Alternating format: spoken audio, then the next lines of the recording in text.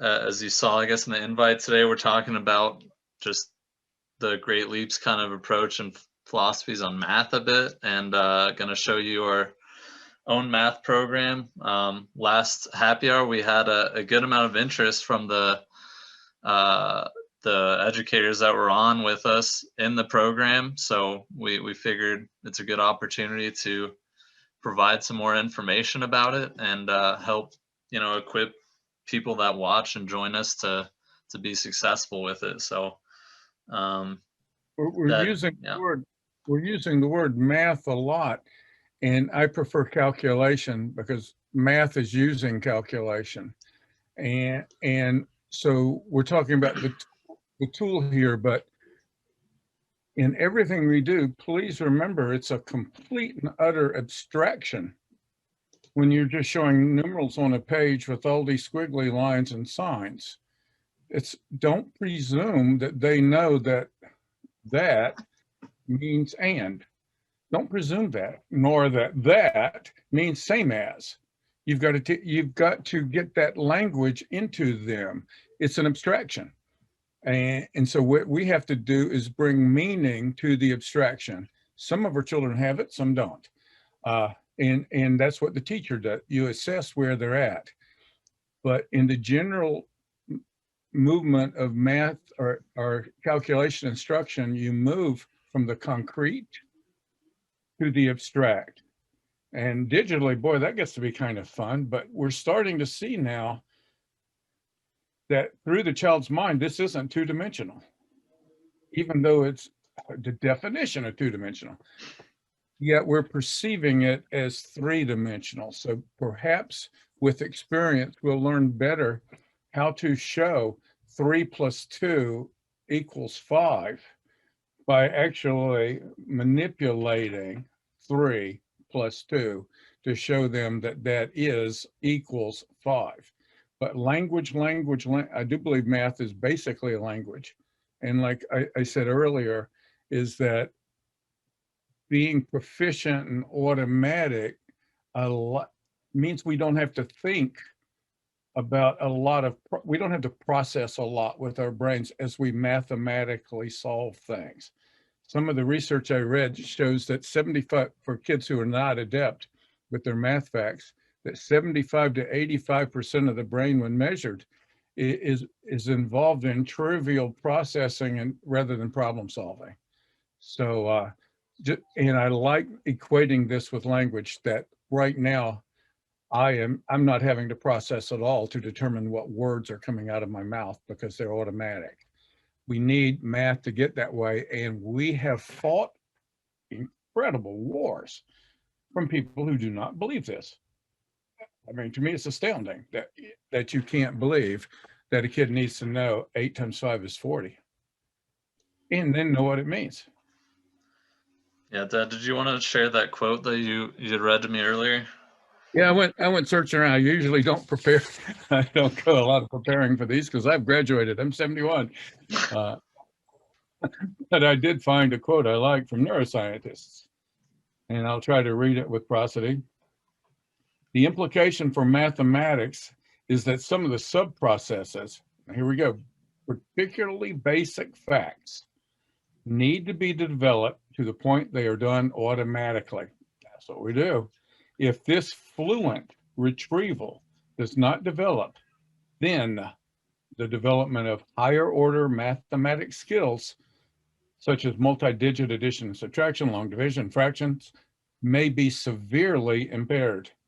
Indeed, studies have found that lack of math fact retrieval can impede participation in math class discussions, successful mathematics problem solving, and even the development of everyday life skills. And rapid math fact retrieval has been shown to be a strong predictor of performance on mathematics achievement tests. So for those of us who get our pay by scores going up, it's a complete insanity to stay away from what they're calling math fact retrieval, which is what Great Leaps calculation is trying to do efficiently. Now, there's a lot of work to be done here always, but Colin's kind of in on this real early, and it's kind of fun. is as we move the Great Leaps math that we have like this with these little binders, so that, you know, it folds and makes a trifold, so that one side you've got the questions, and the other side you've got the questions with the answers. So the student just reads the problem out loud, and we've set some proficiency standards there.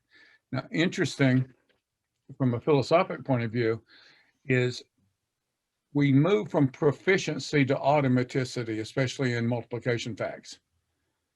So when we're moving along at proficiency, because of the high number of repeats, by the time we get to 9 times 9, or the 9 tables, we have now hit automaticity. And that's the objective. See, 9 times 8 is 72. 9 times 8 is not. 9 times 8 is 72. Nope, that's not where we're going.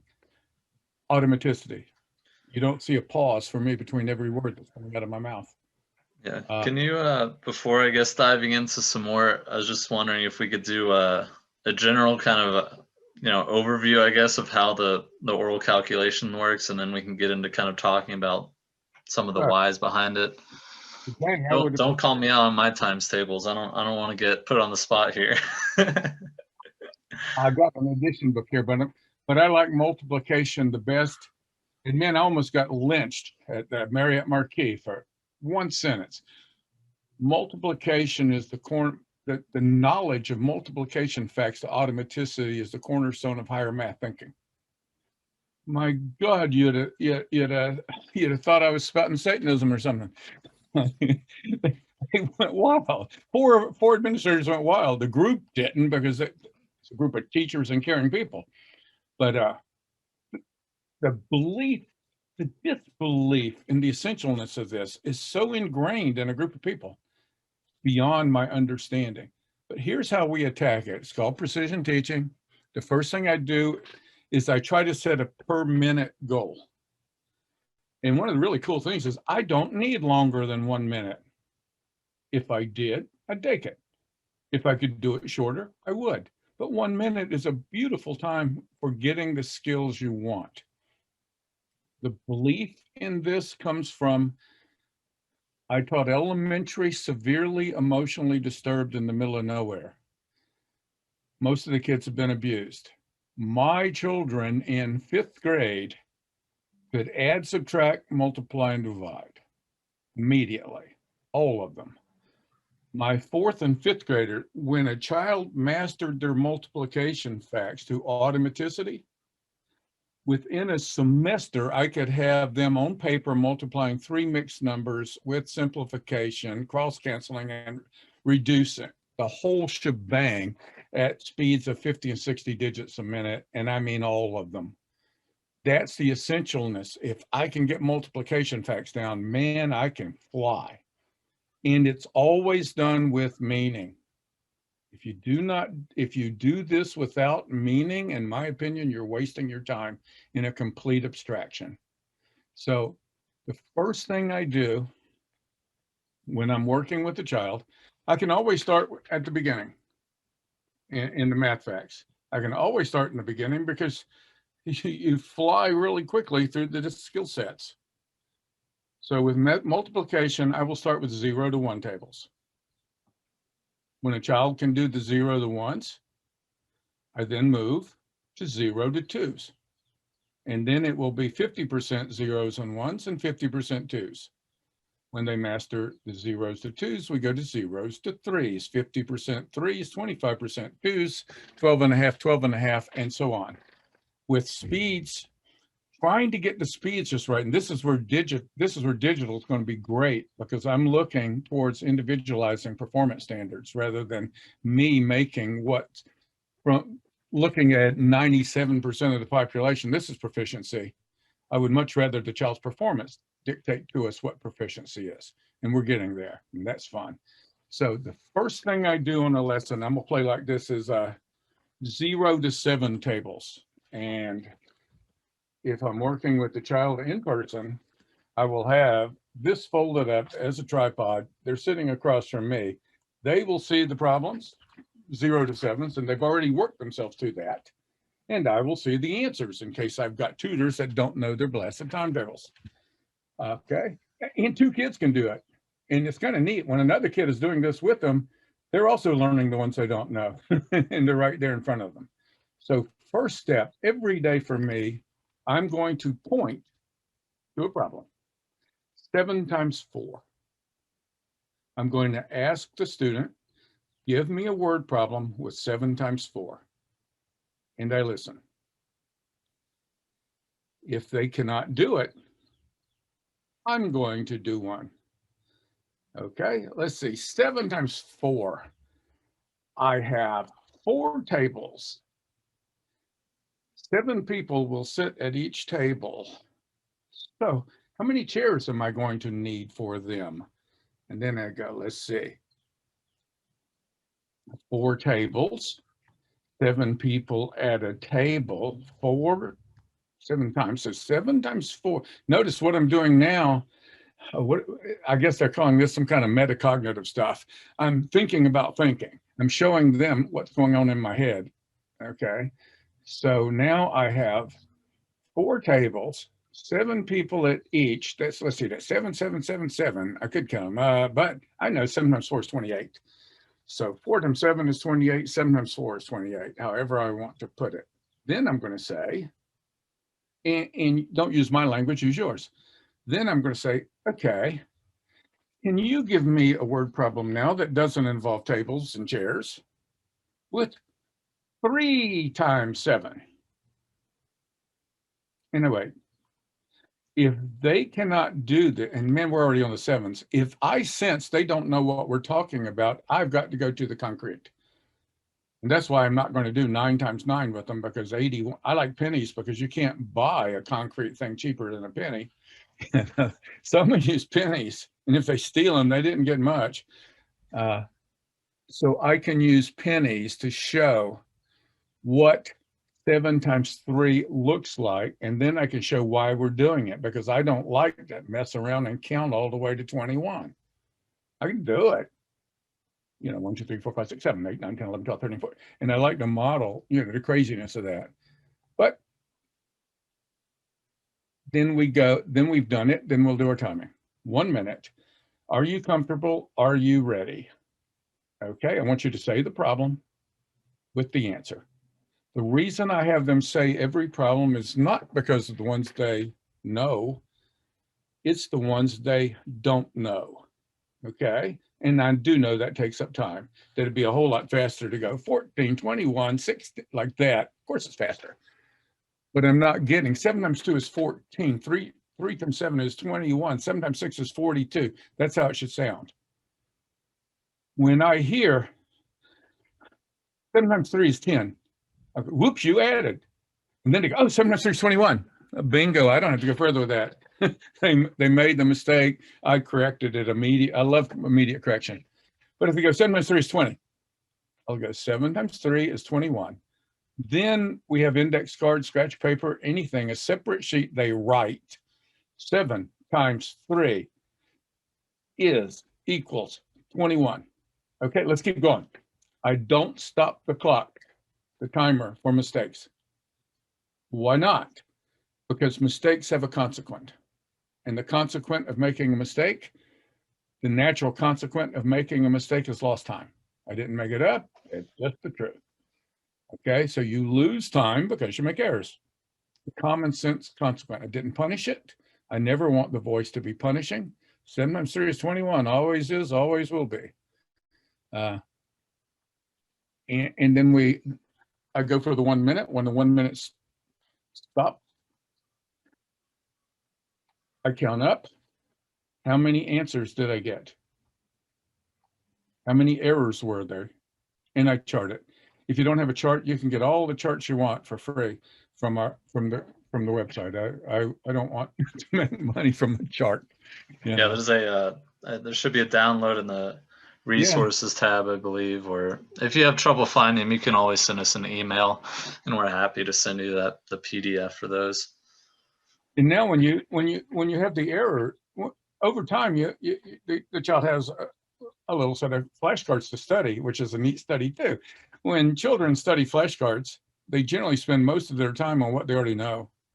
Oh, waste of time. You know, we have flashcards of what you already missed. So during my classroom time, I was able to say, hey, Jake, get out your cards, your timetables cards. All right, shuffle them up. I'm gonna pick one. And then I can do whatever I want to. I can give a point. I can do whatever I want to for reward or no reward. I don't have to reward because winning is a reward. So Jake, aha, what's 7 times 3? If he goes 21, I go, oh man, whatever he wins, he wins. I throw it away, destroy it. Want to do another? Notice that errors are never to be punished. Never. And we tend to live in a society that wants to punish them. Even the word wrong. Effort is not wrong. Giving it a good shot is not wrong. I don't want you to sit and wait around and count them on your fingers. If you can't do it in 2 seconds, I'm telling you, you missed. Wentz, did you have a question there?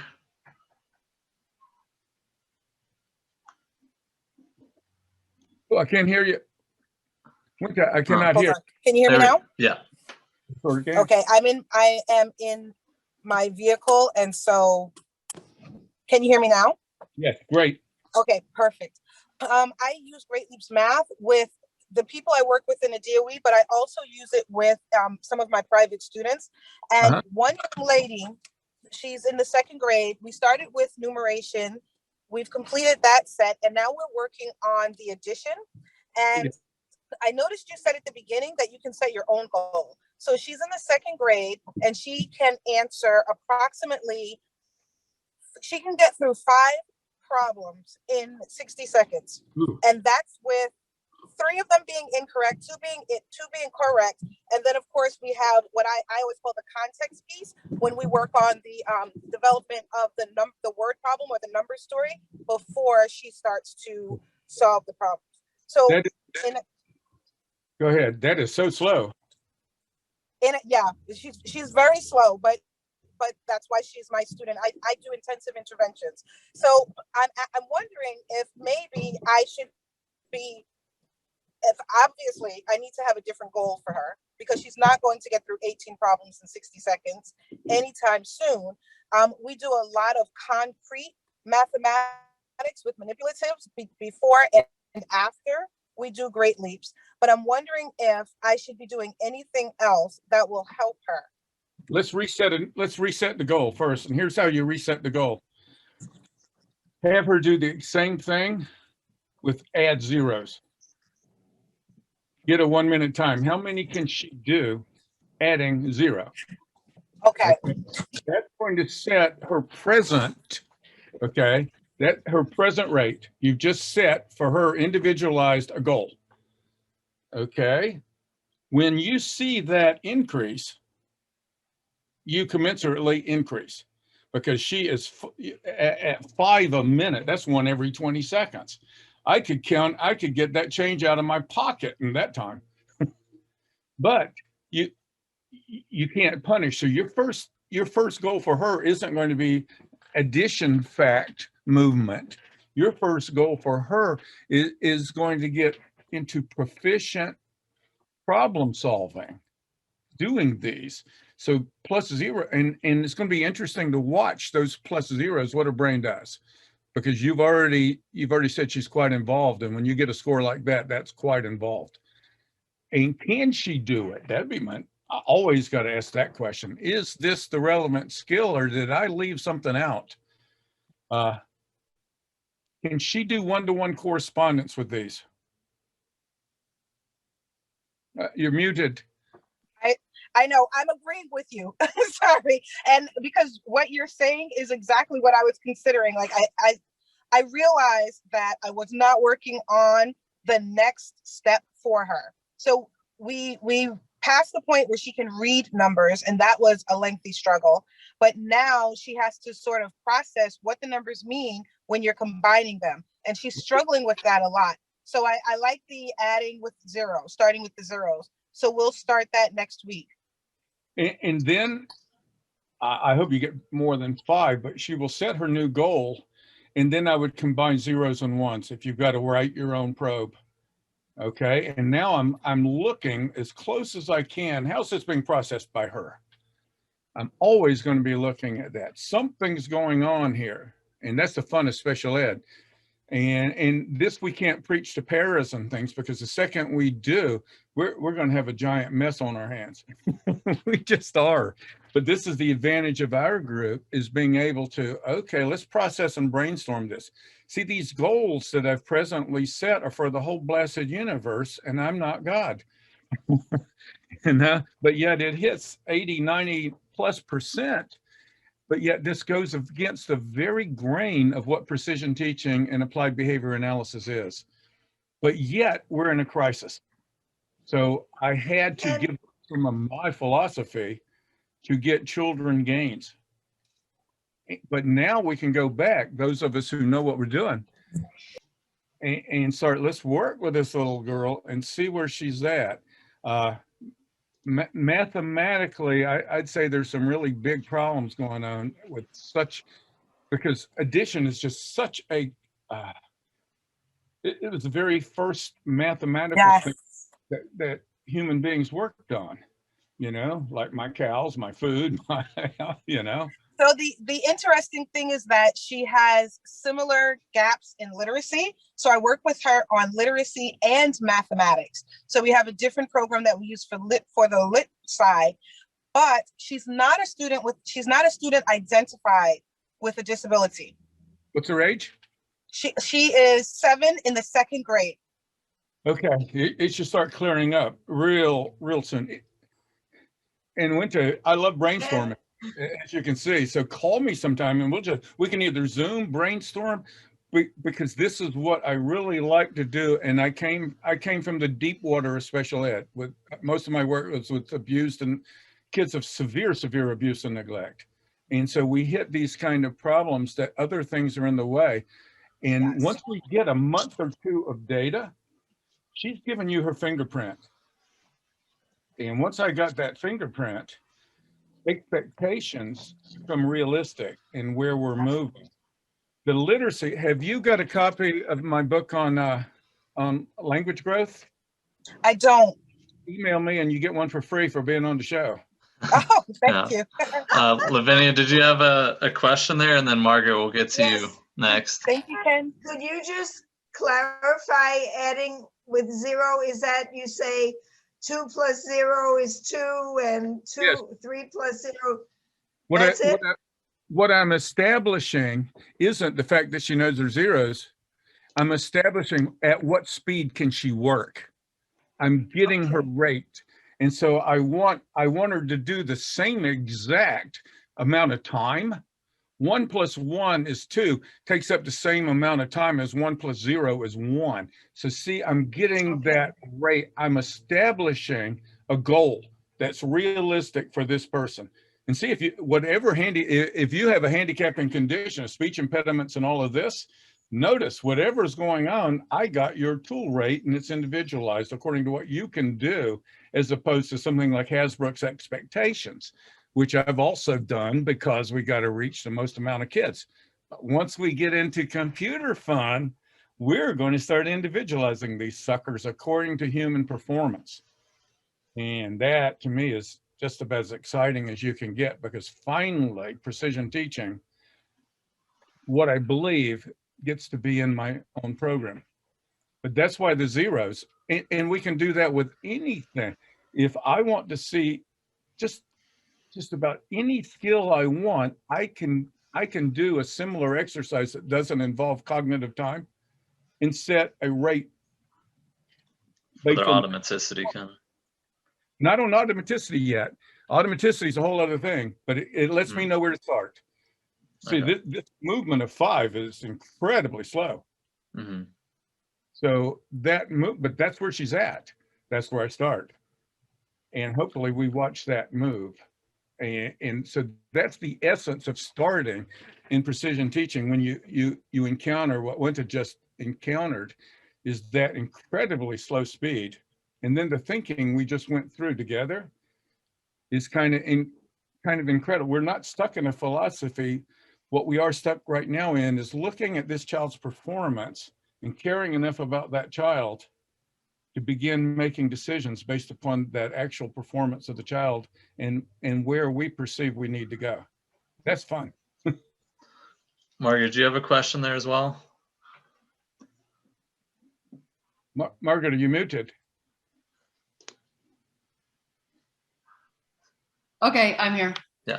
Yeah, I just want to weigh in and just say 100% with everything Ken is saying. My background's in special ed too, and I specialize in executive functioning and working memory.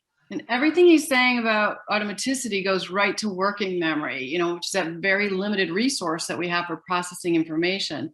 But the point I wanted to make is, you know, I've been in special ed for years and thinking these same things, but right now, during the pandemic, we have kids who are transitioning back and forth from school and parents who are transitioning, you know, from home to work and all kinds of crazy things. Stress reduces our working memory.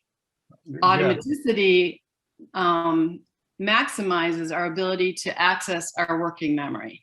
So we're going to have some little friends who are going to come to school who are looking more like special ed kinds of profiles, when in fact, they'll be stress related and they may be more transitory than a full out special ed diagnosis.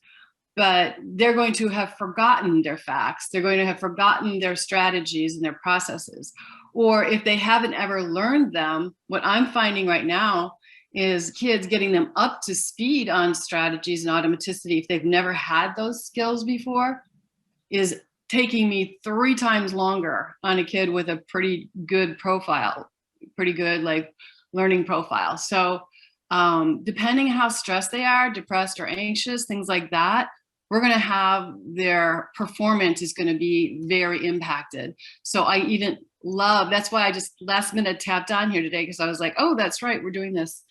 To go to the automaticity where there's so much reward, you know, in the Great Leaps program for doing a 1 minute, you know, there's tons of reward in there. Kids are like, I did it. It took 1 minute. I did it.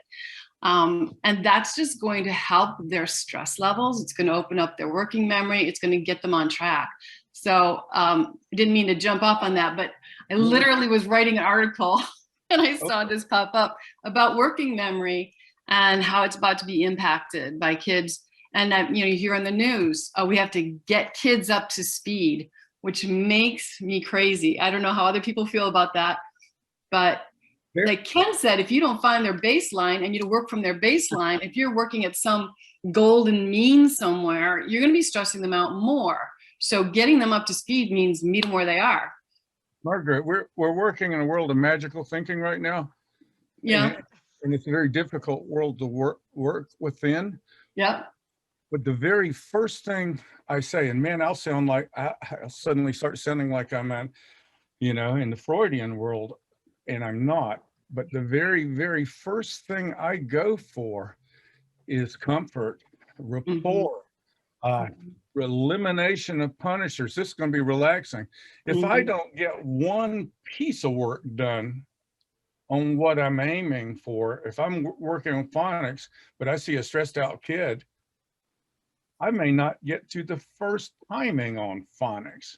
I may play the whole blasted time. Yeah, I agree. I agree. What I want is comfort. Now, we've got some data that, since you like research, we've got some data that is showing up right now, unbelievable.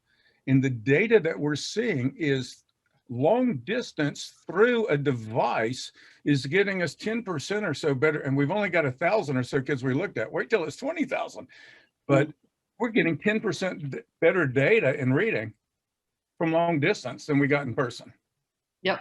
I don't know why. I see that in some of my clients, but unpredictably, half my clients did better before we went online and the other half did better after. And it wasn't just the social ones, they were split evenly. I could not have predicted who did what, but I was able to track who was doing what.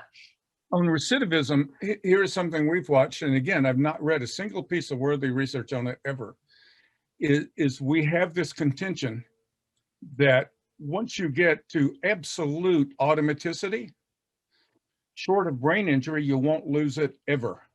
And we've seen, in early in my career, we would see this being in Florida, our kids moved all the time.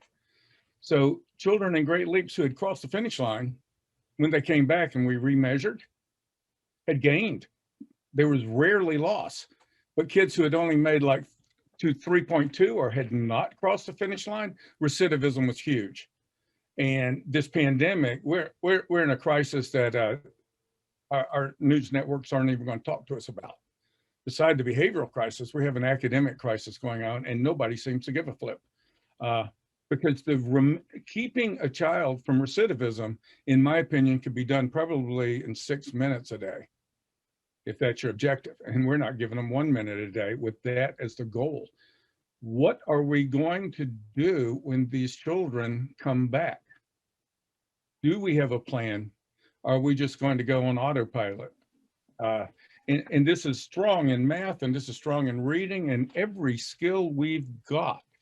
And we haven't even talked about socialization losses. Lavinia, do you have something to add there?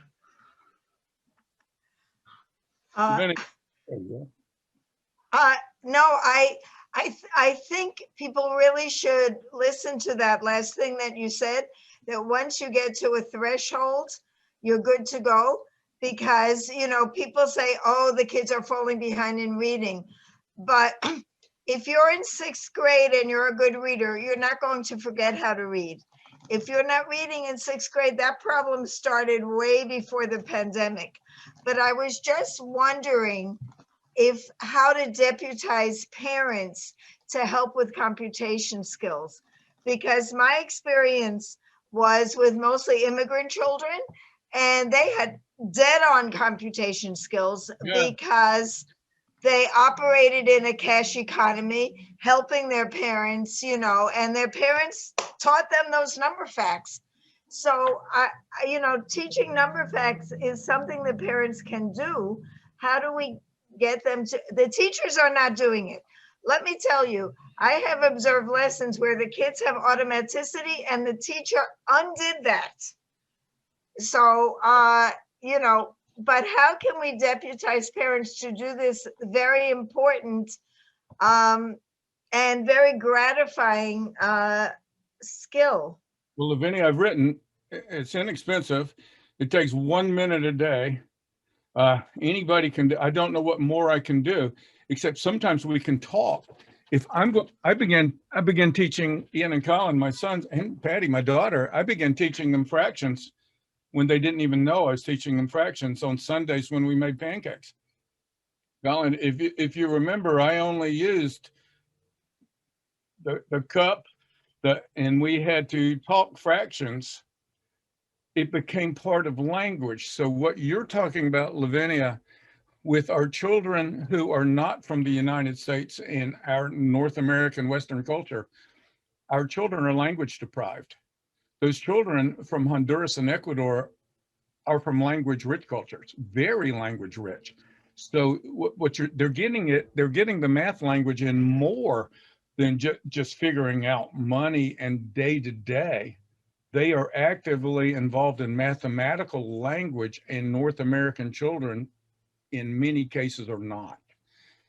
And so we have the same problems in reading now. The problem revolves around language experience. So the children that we could talk to those parents with about language are already giving it to them. Those kids just need math facts. Our children who are not getting the language, it behooves the schools up the ante, get more language rich, talk math, think math. Math is not sitting. In the early days of all this, when I was around schools a lot more, I could walk around math classes, and 75 to 95% of what I watched was sitting at the desk calculating, period. And that's not math. So we have to, and the next thing I'm watching, and this is new, and anyone can speak to this because I'm freaking out, 7 plus 5 is no longer 12. 7 plus 5 is turned into this. Okay, if I add 3 to that 7, I got my 10. So since I took my 3 away from my 5, I've now got 10 plus 2 is 12. Well, 7 plus 5 is not all that crap. 7 plus 5 is 12. Got it? That's a dozen. That's Jesus. That's Jesus. That's what I see all the time. It's at the end of automaticity. It's anti-automaticity. Yes, it's processing. When you increase processing, the very second you increase processing, you've decreased thought, you've decreased creativity, you've gone to a whole different piece of the brain than the language piece of the brain. And that's wrong. The faster you can do it and know it, that's critical. 7 plus 5 is 12, and all you think 12 is a 1 and a 2. You're not doing anything. Dad, you mentioned I think important idea when we were kind of prepping for this, and that building that kind of concrete understanding of what they're doing sets you up for success, and that you can usually more often catch your own mistakes when you get into more complex math and realize when something's out of whack when you have a better understanding. I don't know if you could elaborate a little more on that. I just thought it was a really good point. Cecil Mercer, my mentor, talked a lot about this. One of our huge problems is lack of place value. Our children do not know place value, and we do not teach it. Now, boy, I got to get away from the pennies to teach place value in my room. I got to go to dimes, then dollars. Actually, Ken, I met a professor of mathematics for pre-med students. This was a long time, about 10 years ago. She said, never take a prescription from a young doctor. They don't have any idea about place value. Place value, and it's critical. It doesn't make sense. When you see answers that don't make sense, if a kid, and boy, this is fun, error analysis. Boy, there's a great book called Error Analysis and Computation. And in the world of learning disabilities, it really gets fun because you have errors upon errors. You know, not only do you not know 5 plus 3 is 8, you don't know place value. So you can suddenly add up 11 and 11 and somehow end up in 1,111 as an answer, even though it makes no sense at all. So the child isn't using understanding. And we have teachers that grade papers, every single problem. That's a stupid waste of time. I just want to grade the hardest one, see if they got it. If they got the hardest one, I'm fine. If I want to grade another one, I will. But what I'm looking for is the error pattern. That lets me know what to teach. And the error patterns, there's a huge amount of them. But we don't teach the common sense of our number system either. You know, like, please tell me something that has 53. And if you say 53 people came to church Sunday. Okay, tell me about it. Because you could have church, you could be having church at Yankee Stadium, and that's not going to be 53. Or if you gave me what sounded like a crazy answer, like 25,000, you could have church at, you know. So I want the numbers to make sense in language. And that's what I got to really do a better job on the numeration book, because numeration is on place value. There's so much to do. And on place value is critical. And then the child thinking about what they're actually writing down to see if it makes sense or not. And the trick for the kids is when you take these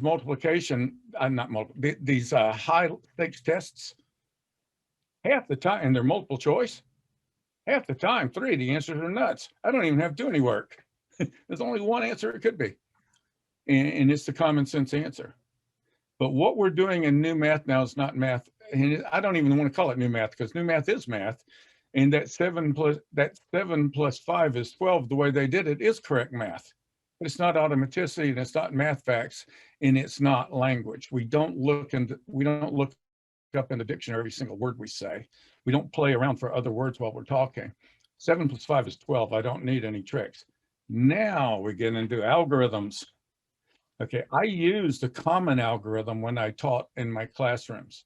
And the reason I used the common algorithm is because I worked with a lot of students with learning disabilities. So I do not need to give student A a way to figure out 23 times 16. That's not the common algorithm, because when they go home and practice, invariably the parents have the common algorithm and work with that. Now, if I put two algorithms into a learning disabled kid's head at the same time, I'm going to get a variation of that theme when I'm teaching, and all I've done is confuse. So I like the common algorithm. There's nothing wrong with it until you get into column addition, long division, and multiplication facts like 4,032 times 916. There's easier ways to do that than the common algorithm, and kids kind of like it when I show them. And it isn't tricks, I'm just showing them another algorithm that's just as mathematically sound. So algorithms are cool. I stay with the common algorithm because it works.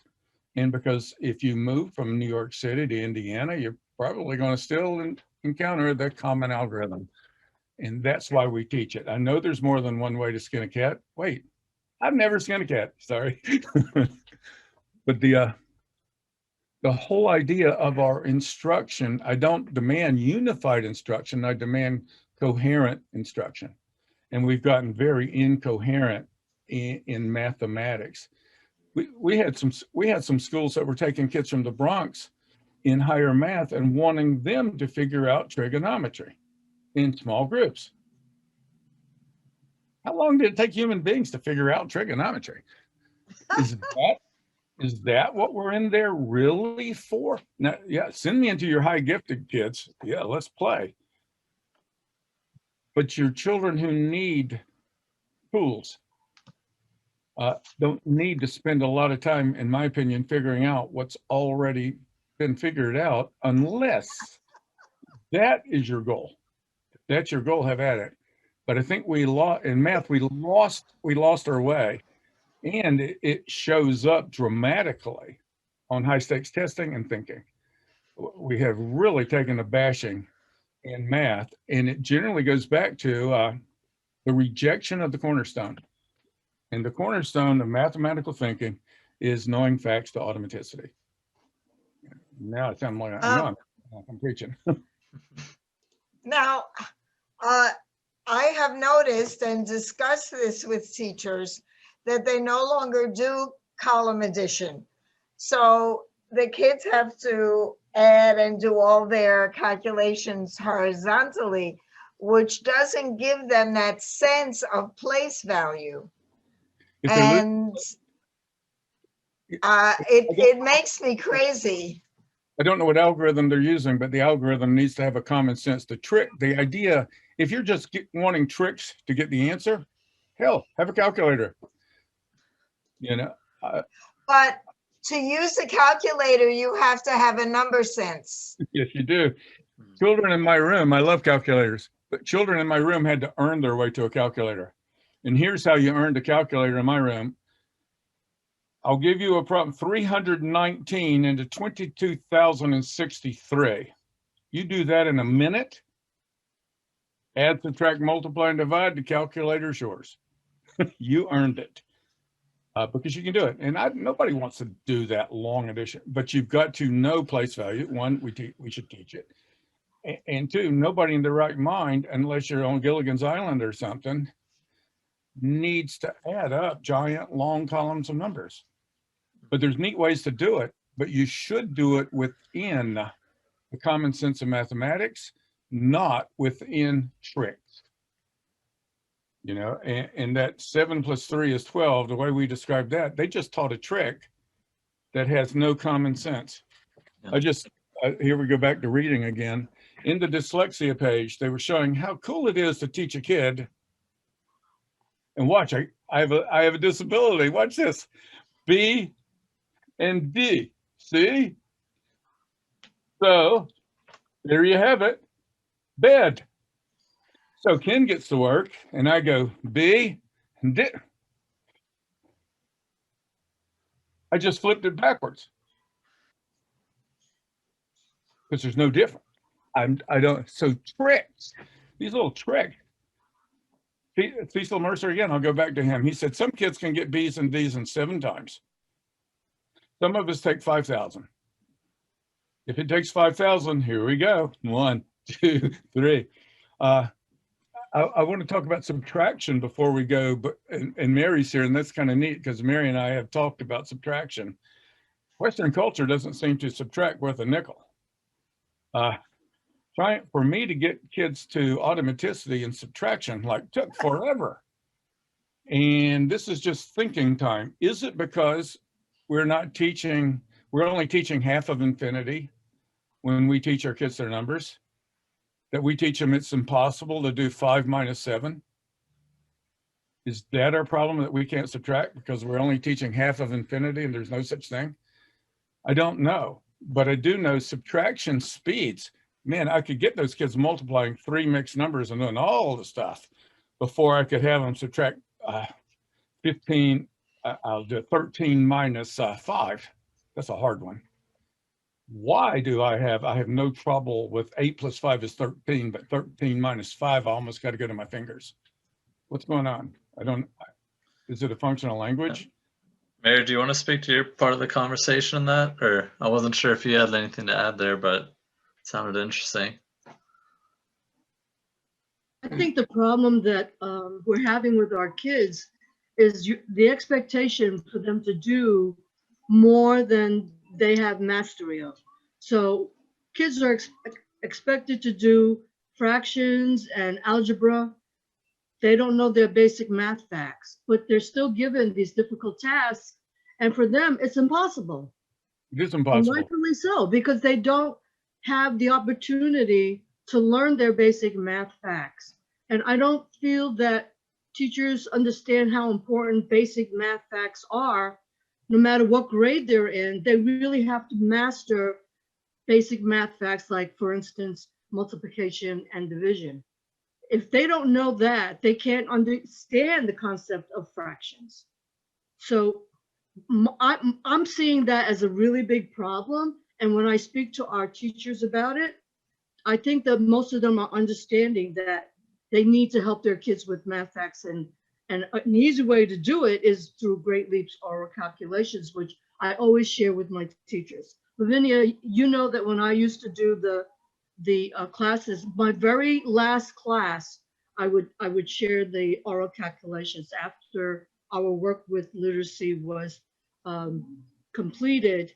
I would share that as a resource, and some of them picked up on it and some of them didn't, because I don't think they understand how important and how critical it is for our kids to learn their math facts. The teachers are being discouraged from this as kind of drill and kill, and the same with basic reading skills. And, you know, kids are being asked to teach themselves trigonometry, or, you know, why go to school? You know, would you pay for a tennis lesson where the teacher said, here's a racket, hon, here's some balls, figure it out? I don't even think that most of our math teachers have a good background in math to be able to teach it. I think that they struggle, some of them struggle with it. And if you have a teacher that's struggling with math, but they're expected to teach it, it's really difficult for both the teacher and the student. You know, sometimes teachers know it so well that they can't teach it because it's right. so simple for them that they can't understand that you can't get it. So they don't even bother explaining it. If you don't know your sevens, 14x equals 21 is almost undoable. If 14/21 to simplify, it's almost undoable. And they'll tell me, use a calculator to simplify. Okay, 21 into 14 goes 0.6666666. Where is that simple? What did I just simplify? 2/3 is simple. And I know it immediately. I could see the factor of 7 going into those. And if I only get it halfway, then I'll say, oh, my next answer, I can keep going until I've got it down. And that makes working with it easier. And they don't get it. We are asking children to dive off the diving board and swim, to dive off the diving board into a deep pool who cannot swim. then we wonder why do they refuse to do it. I was just gonna say we're coming they close to drown. the end of our hour here, so I wanted to open it up. If there are any other specific questions that people wanted to get in before we kind of, I guess, close out the more formal like math talk here. Yeah, if there's anything. All right, I'd like the 1 minute exercises. If you could send them to me, I would share that with any parents that I know. I believe we did. I believe we sent you a package. Okay, good. Cool. Yeah, was there, I want to say, I guess if there aren't, or sorry, did somebody? I jumped in a little late, so I don't know. I don't know if I missed this. Do we have a timetable for when the digital might be prepared for math? Unfortunately, no set dates right now. We're in the development kind of stages of it, and yeah, so no, we definitely don't want to make any promises we can't hold ourselves to. So on that note, though, I did want to ask then, Lisa, I think, have you done the books remotely with oral calculations? Yeah, absolutely. All of the books are absolutely doable at a distance. If you're working with high school students, they can have a copy of the book. If you're working with lower than middle school or below, you're going to need to either have a parent in the room while you're doing the book or some other way to make sure that they don't take the book and use the wrong side. Every lower classman will, everyone other than a high school one, because I do probably about half my students I do math with at a distance. It works fine.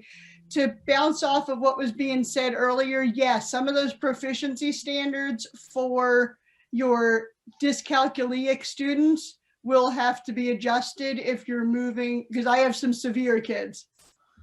But yeah, all of it is doable at a distance, easy peasy. It's just as easy as the reading, as long as you don't have the kid flip the book the wrong way. Yes.